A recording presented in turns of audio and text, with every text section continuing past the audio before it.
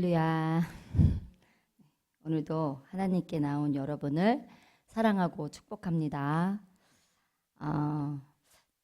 어제 또 화요일 우리 변장로님이 또 말씀을 전해주셨고, 또 어제 우리 임권사님께서 말씀을 전해주셨는데, 저와 같은 맥락의 말씀을 다 하셔서 설교를 바꿔야 되나? 제가 이제 월요일 날 준비를 조금 웬만큼 했거든요. 근데 또 변장님 비슷하네. 화요일 날 임권사님 또 비슷하네. 설교 바꿔야 되나? 순간 그 짧은 순간에 한번 망설임이 있었지만 그냥 가기로 했고요. 역시 우리 교회는 일심동체입니다. 같은 마음을 주셨나 봅니다. 했습니다. 그래서 저는 성경 중에 욥기 읽는 것을 좀 가장 싫어했었던 사람입니다. 욥기를 읽을 때 굉장히 힘들고 마음이 또 불편하고 의문도 많이 생기고 하나님이 정말 이해가 가지 않았고 공의의 하나님이 아닌 불의의 하나님이신 것 같고 욥기 읽을 때마다 하나님 왜요? 왜요? 하면서 불평하면서 읽던 저였습니다. 근데 저와 비슷한 생각을 가지신 분들도 있을 거란 생각이 듭니다.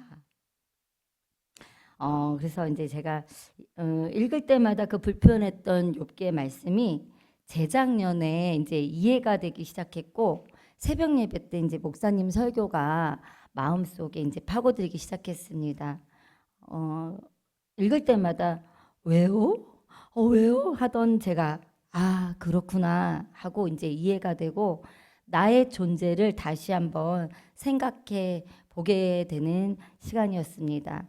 하나님을 나는 잘 안다고 생각했는데 제가 하나님보다 위에 있고 제가 교회 일도 열심히 하고 거룩하게 살려고 노력하고 있는 나에게는 고난이 절대 오면 안 되고 내 기도 안 들어주면 투정 부리는 교만했던 저였습니다. 그런데 재작년에 욥기를 통해 이제 새로 깨닫고 나의 생각과 관점을 하나님께로 돌리고 다시 욥기를 읽어보았더니 하나님은 전능하신 창조주이고 나는 그의 피조물이라는 걸, 그리고 나는 그분 앞에 죄인이고 그분이 한번 불면 나는 그냥 날아가는 먼지 같은 티끌 같은 존재라는 걸 절실히 깨닫고 무릎을 꿇고 하나님보다 높았던 나의 자아를 엎드려서 회개했던, 정말 눈물로 회개했던 재작년 새벽이었습니다. 그 이후로 욥기가 불편한 것이 아닌 읽을 때마다 눈물이 나고 욥의 믿음을 보면서 본받게 되고 또 힘을 얻기도 하는 성경의 한 부분이 되었습니다. 그래서 욥기를 읽을 때 이제 불편하지 않아요. 오히려 이제 도전이 되고 또 용기가 되는 그런 성경이었습니다. 그래서 우리가 욥기를 읽을 때는 창조주 하나님의 존재, 그리고 피조물인 사람의 존재, 또 중요하죠. 간교한 사탄의 존재를 염두에 두고 읽으시면 더 이해가 될 듯합니다. 그래서 우리를 무너뜨리려고 하는 사탄, 사람과 사람의 관계를 파괴하고 하나님과의 관계를 파괴하려고 하는 그 사탄, 나를 괴롭게 하는, 또 우리를 시험에 들게 하고 고난을 주기도 하는 이 사탄의 존재를 우리가 욥기를 읽을 때마다 그 영분별을 하면서 읽는 것이 굉장히 중요합니다. 그러면 이해가 되기 좀 쉬울 것이십니다. 네. 서론이 좀 너무 길었습니다. 이제 본문으로 들어가면 제가 이제 오늘 제목을 믿음은 침묵이 아니라 하나님께로 나아가는 용기다라는 제목으로 말씀을 준비했는데요. 본문 12장까지는 어제 우리 임권사님께서 전해주신 그 12장까지는 고난으로 인해 고통받고 있는 욥에게 이제 의리 있는 세 친구들이 그를 위로하러 왔다가 욥을 정죄하고 평가하고 책망하는 말들을 합니다. 그럼 나는 어떠한 위로자인가요? 고통을 당하고 있는 친구에게 입맛에 맞는 말을 해주는 친구인가요? 아니면 쓴소리 해주는 친구인가요? 아니면 침묵으로 위로해주는 친구인가요? 여러분들이 한번 생각해 보시고요. 또 반대로 내가 힘들 때, 고통받았을 때 어떤 위로를 해주는 친구가 좋은가요? 내 마음을 알아주는 친구, 잘 도와주는 친구, 이런 친구를 원하시나요? 가장 우리에게 위로자이자 좋은 친구는 기도의 자리에 앉혀주는 친구가 가장 좋은 친구이자 위로자입니다. 내가 위로하려고 하다 보면 내 감정이 앞서서 내 생각들이 나오고 책망과 비판이 나와 오히려 위로가 아닌 그들을 상처 주게 됩니다. 안 그래도 가슴 아픈데 더 후벼 파는 사람 있죠. 그리고 위로가 책망으로 바뀌어 상대방과 더욱 관계가 어려워지고 불편해지기도 하죠. 그죠?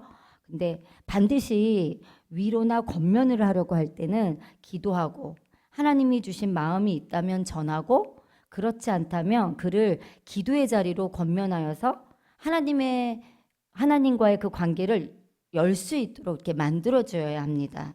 기도의 자리에서 그를 위해 중보기도하며 하나님의 뜻을 구하게 도와줘야 하는 것이 가장 큰 위로이자 그 사람의 고통을 함께 나누어 주는 것입니다. 13장 이제 보시면요. 13장에는 새 친구들의 이제 잘못된 위로와 책망이 욥에게 오히려 상처가 되어 욥은 그런 친구들에게 이제 침묵해 주기를 원하죠. 13장 5절을 함께 읽겠습니다. 너희가 참으로 잠잠하면 그것이 너희의 지혜일 것이니라. 그리고 13절 같이 읽겠습니다. 너희 잠잠하고 나를 버려두어 말하게 하라. 무슨 일이 닥치든지 내가 당하리라. 자, 조용히 해달라고 하는 거죠. 친구들아 좀 조용히 해달라고. 듣기 너무 힘드니까 좀 나를 좀 내버려 두라고 하면서 입을 좀 다물어 달라고 합니다. 힘든 일이 겹치고 주변인들까지 나에게 손가락질하고 나에 대해 책망할 때 우리는 변론하다 못해 이제 말해봤자 소용없지, 내 입만 아프지, 이렇게 자기가 침묵을 선택하기도 합니다. 그리고 어떤 사람은 자신의 처한 상황, 다른 사람들의 비난을 견디다가 못해 스스로 목숨을 끊는 극단적인 선택을 하기도 합니다. 욥도 아마 침묵이 낫겠다는 마음을 가졌을지도 모릅니다. 그런데 반전이 일어납니다. 13장 3절 보시면요. 13장 3절 함께 읽겠습니다. 참으로 나는 전능자에게 말씀하려 하며 하나님과 변론하려 하노라. 자, 욥이 하나님께 말씀하려 한다고 침묵이 아닌 하나님께로 나아가겠다는 용기를 냅니다. 하나님께 억울함을 이야기하겠다고 하는 겁니다. 솔직히 욥이 겪은 이런 고난이 우리에게 생겼다면 우리는 벌써 하나님을 떠났을지도 모릅니다. 그러나 욥은 누구한테 말한다고 합니까? 전능자 하나님한테 말씀하려 한다고 합니다. 이 말은 교만이 아니라 관계를 포기하지 않겠다는 신앙의 결단이에요. 그래서 전능자이신 하나님께 내가 침묵하지 않고 포기하지 않고 하나님께 직접 나아가겠다는 믿음의 고백입니다. 자, 우리는 고통 중에 있더라도 이 믿음이 있어야 합니다. 고난과 고통을 겪을 때 가만히 침묵하고 있는 것이 아닌 무기력하게 포기해버리는 것이 아닌 하나님께로 직접 나와 마음을 토하는 것이 믿음이라는 거예요. 그래서 시편 62편 8절 보면은요. 제가 읽어드리겠습니다. 백성들아 시시로 그를 의지하고 그의 앞에 마음을 토하라. 하나님은 우리의 피난처시로다 하는 말씀이에요. 그래서 백성들아 시시로 그를 의지하고 그의 앞에 마음을 토하라 하고 말씀하십니다. 말로 표현하기 어려운 답답함, 아직 끝나지 않은 염려, 사람에게 받은 상처와 서운함, 앞날을 향한 막막함, 질병의 고통, 물질의 어려움, 우리의 크고 작은 문제를 하나님 앞에 시시로 마음을 토하라고 하십니다. 사람에게는 다 설명하지 못하는 마음도 하나님은 아시고 눈물 속에 담긴 사연까지도 다 들으시는 하나님이십니다. 강한 사람처럼 보이려고 애쓰지 않아도 되고 힘들지 않은 척 거짓으로 꾸미지 않아도 되고 흔들리는 모습 그대로 또 지친 모습 그대로 하나님께 나아가시기 바랍니다. 결국 믿음은 침묵이 아니라 하나님께로 나아가는 용기입니다. 그래서 욥은 해답을 얻지 못했지만 16장까지는 해답을 얻지는 못했지만 하나님을 떠나지 않았습니다. 고난 속에서 가장 강한 신앙은 하나님께 나아가는 용기라는 것입니다. 그래서 욥과 같은 고난이 여러분에게 있을지라도 하나님 앞에 나아오시는 저와 여러분이 되시길 바라겠습니다. 네, 그래서 오늘 제가 위로의 말씀을 준비해 보고 싶었습니다. 그래서 저를 포함해서 교회 안에 힘들고 지치신 분들도 보이고 마음이 무거우신 분도 보이고 또 상처받은 분도 보이고 또 몸이 아프신 분 그리고 걱정과 염려로 또 상황이 좌절케 해서 낙심해 보이는 분도 보이고 위로의 말씀을 드리고 싶었는데 결국 하나님께 마음을 토하라고 전하는 것이 위로이더라고요. 그래서 말씀을 이렇게 준비했고요. 오늘 이 시간에 우리의 모습 그대로 하나님께 토해내어서 하나님의 위로와 평안을 받으시기 바랍니다. 흔들리는 나를 품어주실 줄 믿습니다.